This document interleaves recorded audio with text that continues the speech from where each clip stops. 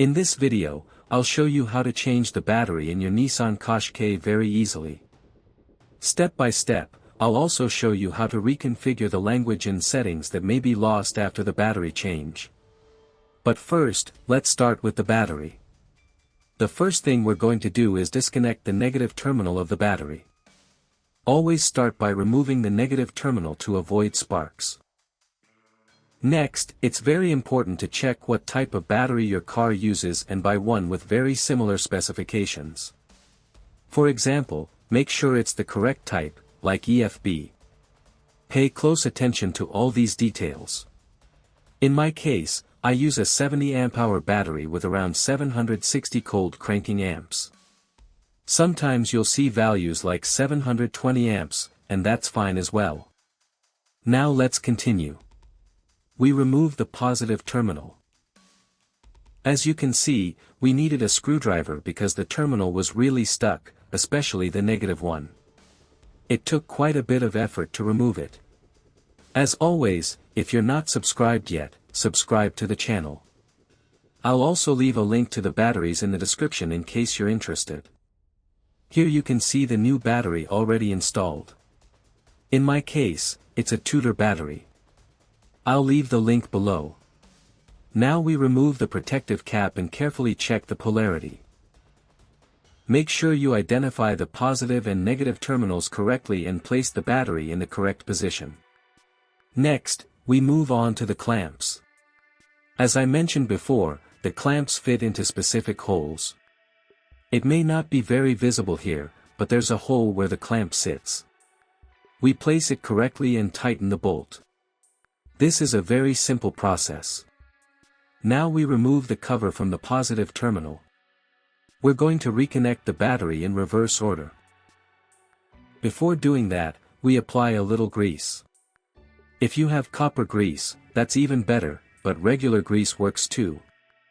This part is very important, so pay close attention. We always connect the positive terminal first and then the negative terminal. Make sure you remember this order. If you're doing this now or planning to do it later, save this video so you don't forget where to start. To repeat, first positive, then negative. This is very important. Now we connect the negative terminal and apply a bit of grease as well. Again, copper grease is ideal, but any grease will do. We tighten everything properly, especially the clamps, to make sure the battery is firmly secured and won't move. Once everything is tightened and the battery is well fixed, the installation is complete. Now we just need to test the car. Before starting the car, we cover this part properly to keep it protected.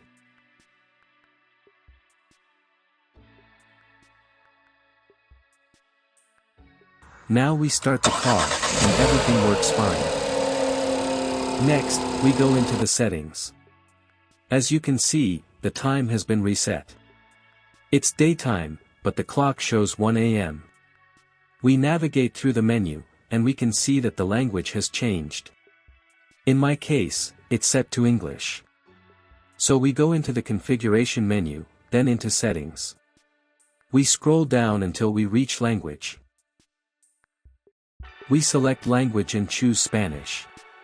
Once Spanish is selected, everything is back in Spanish, so it's very easy to use again. One question I have is whether all these menu options were available before changing the battery. If you live in Spain and you've never changed your battery, let me know in the comments if you had all these options in your menu. I'm not sure if I never explored the menu in detail before, or if these options appeared after the battery change. Things like distance, average consumption, and other settings, I had never seen them before. So if you haven't changed your battery yet and you can confirm whether you have all these options, let me know in the comments. At this point, I'll leave you with a look at all the available menu options. And if you liked the video, give it a like, subscribe, and I'll see you in the next videos.